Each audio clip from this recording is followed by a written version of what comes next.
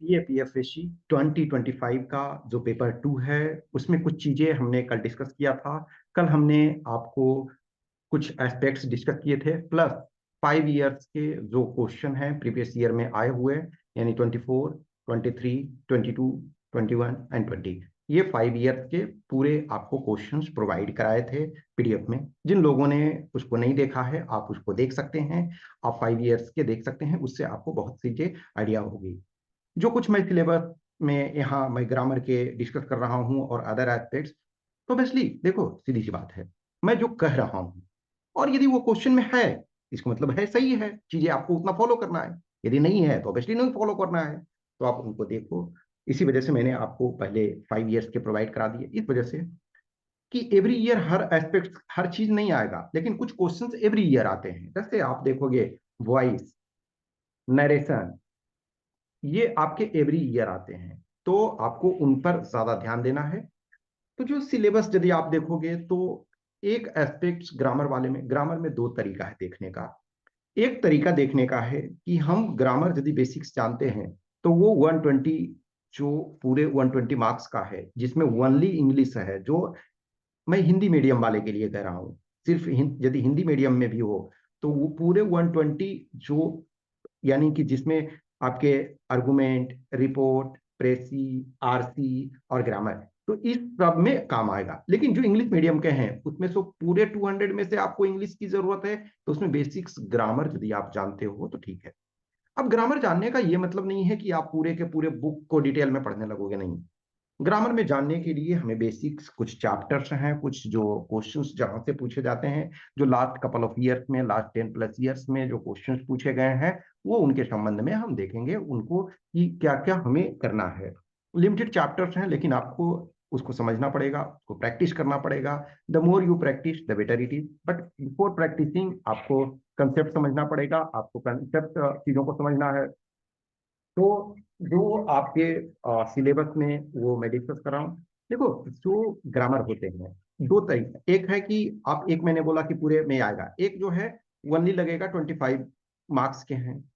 उस 25 में से भी 6A जो होता है वो प्योर आपका 10 मार्क्स का ग्रामर है। 6B जो है वो आपको सेंटेंस बनाने होते हैं।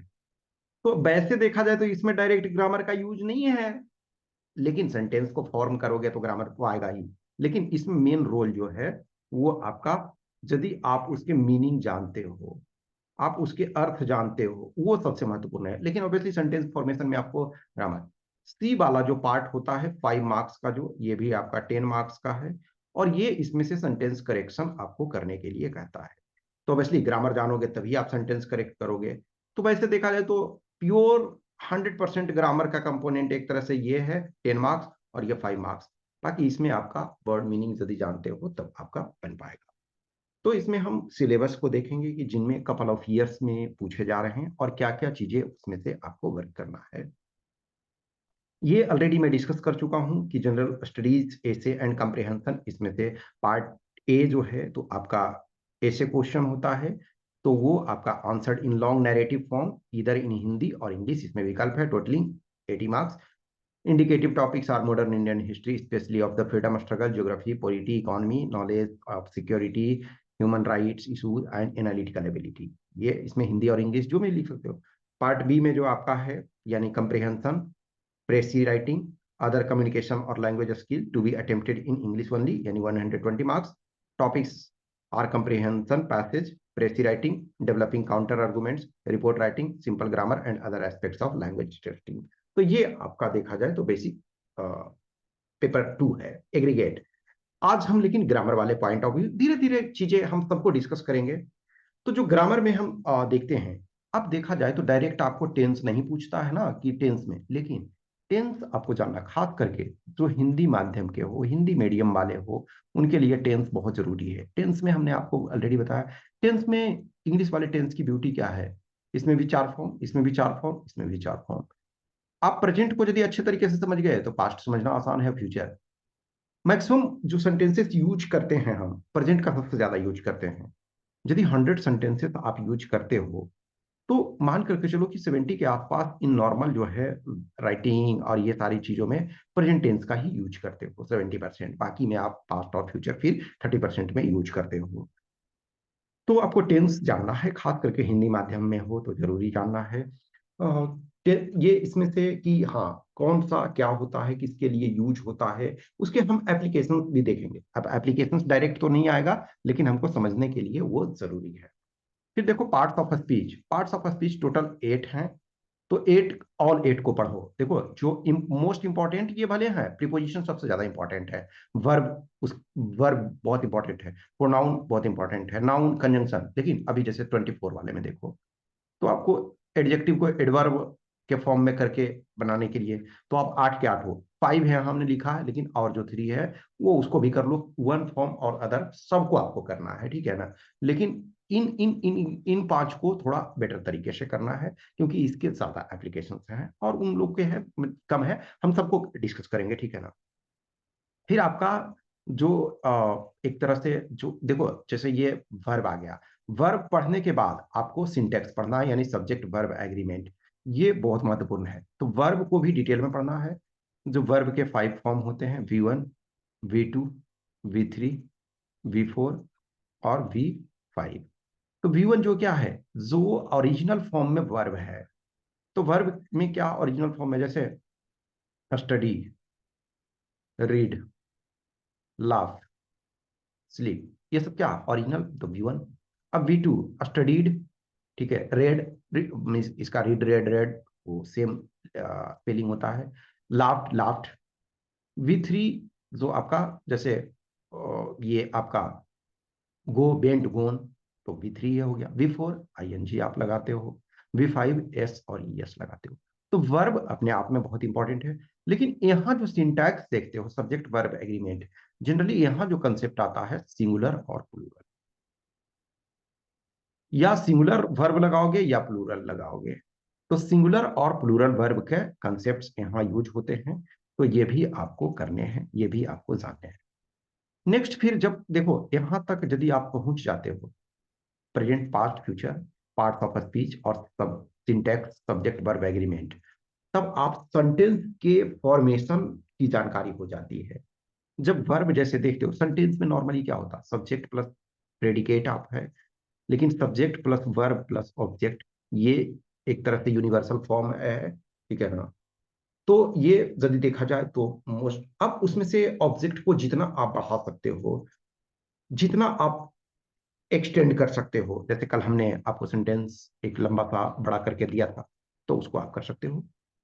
तो यहां तक पहुंचते पहुंचते आप जो है फर्स्ट 3 पार्ट जब करते हो, तो सेंटेंस के फॉर्मेशन के बारे में आप जान जाते हो। फिर आपका जो है सेंटेंस को ट्रांसफॉर्म करना है। ट्रांसफॉर्म में करना है क्या, अफर्मेटिव से निगेटिव आपको करना आ सकता है, and vice versa, assertive to interrogative and vice versa, exclamatory to assertive. देखो जो अफर्मेटिव और निगेटिव, इन कंबाइंड को असर्टिव कहते हैं, ठीक है।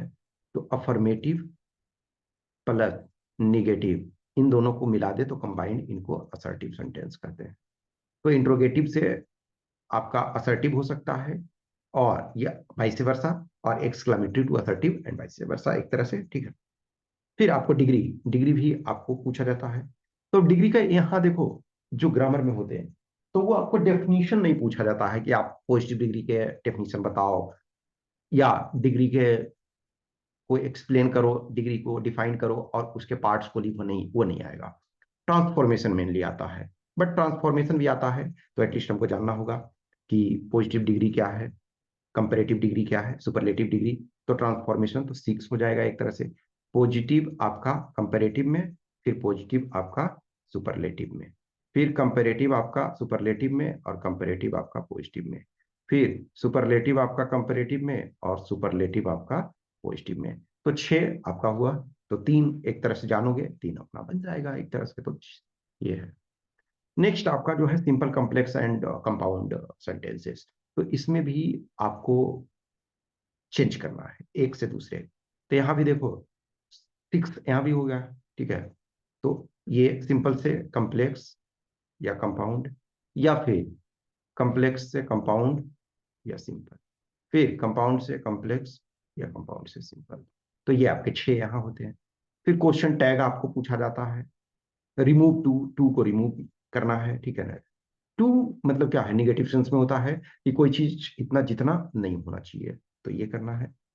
नेक्स्ट फिर आपका वॉइस, देखो वॉइस और नरेशन, अब जैसे देखा जाए तो आपके कई पार्ट हो जा रहे हैं, तो सबसे आपसे क्वेश्चन नहीं पूछा जाता है, लेकिन ये वॉइस और नरेशन है, इससे हर साल क्वेश्चन पूछे जाते हैं। तो वॉइस आपको एक्टिव से पैसिव एंड वाइस वर्सा, ठीक है। एक्टिव से पैसिव, एक्टिव में क्या है कि सब्जेक्ट की प्रायोरिटी है। जैसे मैंने एक लेटर लिखा, आई रोट अ लेटर, लेकिन एक लेटर मेरे द्वारा लिखा गया, क्या है, लेटर को वहां इंपॉर्टेंस दिया जाता है। जैसे एक चोर पकड़ा गया, पुलिस ने एक चोर को पकड़ा और एक चोर पकड़ा गया, तो दोनों में डिफरेंस है, एक्टिव और पैसिव। ये आपको इससे हर साल पूछता है। नेक्स्ट फिर आपका नरेशन है, direct and indirect and vice वर्सा। तो नरेशन आपको डायरेक्ट से इनडायरेक्ट, जैसे देखो नरेशन का यूज आप करते हो, जैसे आप कोई ऐसे लिखते हो, तो कोटेशन लिखते हो किसी का, तो कोटेशन लिखते हो इन्वर्टेड कॉमा में, इसका मतलब क्या है, डायरेक्ट हम ये करते हैं। इसका मतलब क्या है, जो स्पीकर है, स्पीकर के स्टेटमेंट को एज सच हम यदि लिखते हैं, तो वो क्या होता है आपका डायरेक्ट नरेशन। और स्पीकर के शब्दों को हम अपने लैंग्वेज में लिखते हैं। जैसे बहुत बार क्या होता है कि हमें एज सच याद नहीं रहता है किसी पर्सन का कोटेशन, तो मैं ये बोलता हूँ ना कि इधर लिख दो समवन हैज राइटली सेड, या फिर आप ये करते हो अपने लैंग्वेज में उसको कन्वर्ट कर दो, इसेंस वही रहे लेकिन अपनी लैंग्वेज में ये कर दो। या जैसे ये कह दो ना महात्मा गांधी ने कहा है, और उसको अपने लैंग्वेज में उसको कर दो, ठीक है। तो नरेशन। फिर आर्टिकल है, कर सकते हो आर्टिकल और डिटर्मिनेंट, ठीक है। फिर आपको इम्फेटिक सेंटेंस बनाना होता है, इससे भी कभी कभी क्वेश्चंस पूछे जा रहे हैं। नेक्स्ट आपका सिंगुलर से प्लूरल, ये आपको एक्चुअली अभी फिलहाल के लिए ये नहीं, डायरेक्ट में नहीं पूछा जा रहा, लेकिन आपको जानना चाहिए। इस वजह से जानना चाहिए कि कुछ एक जगह जो आपके लिखते हो, इधर आप रिपोर्ट लिखते हो, आर्गुमेंट लिखते हो, प्रेसी लिखते हो, तो वो सब में आपको जरूरत, पहले जो क्या होता था, जो 6B है उसमें कभी कभी सिंगुलर से प्लूरल बनाने के लिए आता था। फिर एक मैस्कुलिन से फेमिनिन, ये भी आपके आते थे। तो ये भी आप कर सकते हो, आपको जानना चाहिए वैसे, लेकिन अभी डायरेक्ट इस पर क्वेश्चन नहीं आ रहा। लेकिन मैंने ऑलरेडी बोला ना कि लास्ट 10 ईयर्स के आसपास में, 10 to 12 ईयर्स में ये सब क्वेश्चंस पूछे गए हैं। फिर जैसे होमोनीम्स, सिनोनिम्स, एंटोनिम्स, ये इससे भी पहले डायरेक्ट क्वेश्चन पूछे जाते थे, लेकिन अभी थोड़े थोड़े आपको कुछ कुछ जानना चाहिए, ठीक है। तो एटलीस्ट राइटिंग में ये है। देखो इधर यदि आप देखा जाए, तो ये वाला पार्ट जो है, फ्रेज एंड मीनिंग प्रोवर्ब्स, ये सब जो है ये एक तरह से फ्रेज वगैरह जो आपके पूछे जा रहे हैं, या उसको हम एप्रोप्रिएट प्रीपोजिशन कहते हैं, एप्रोप्रिएट प्रीपोजिशन। प्रीपोजिशन आपको डिटेल में किया जाएगा, ठीक है ना। तो एप्रोप्रिएट प्रीपोजिशन, प्रोवर्ब, प्रोवर्ब देखो ये भी आपसे पूछे जाते हैं इस टाइप के। तो ये मीन्स, नेक्स्ट फिर sentence structure and sentence correction. देखो सेंटेंस के स्ट्रक्चर थोड़ा एक्स्ट्रा, जैसे वो सब भी पहले जो भी आपने देखा, ये सब क्या है, जो आपका वॉइस है, नरेशन है, ये क्वेश्चन टैग है, रिमूव टू, क्या सेंटेंस स्ट्रक्चर ये है, सिंपल, कॉम्प्लेक्स, कंपाउंड, ये क्या है, सेंटेंस स्ट्रक्चर ही है। लेकिन कुछ और चीजों को देख सकते हैं।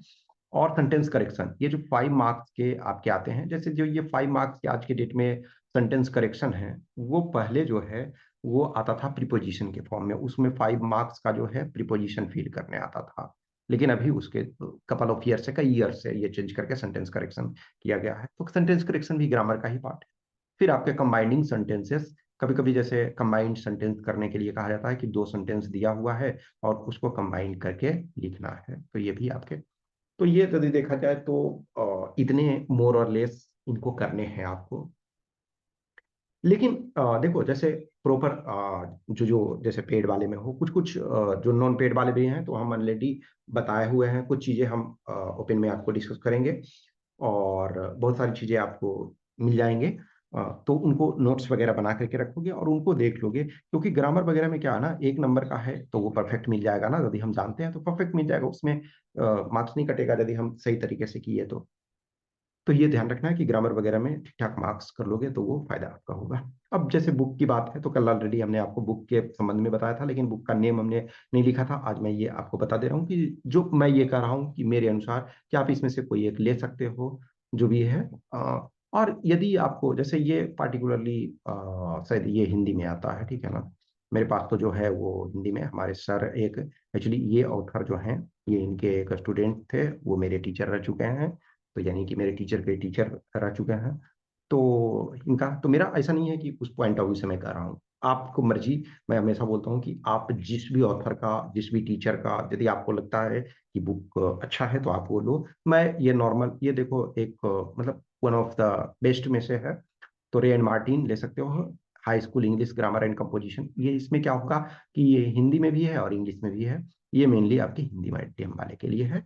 तो आप दोनों में से कोई ले सकते हो, या दोनों आप चाहो तो दोनों भी ले सकते हो, लेकिन या कोई नहीं चाहते हो कि हमें कोई ग्रामर का बुक नहीं चाहिए, तो जैसे जो पेड वाले में हो तो उनको तो पूरा ग्रामर मैं करवा दूंगा, तो आप नहीं भी लेना चाहो तो लेकिन लेना चाहते हो तो कोई भी आप ले सकते हो, ठीक है।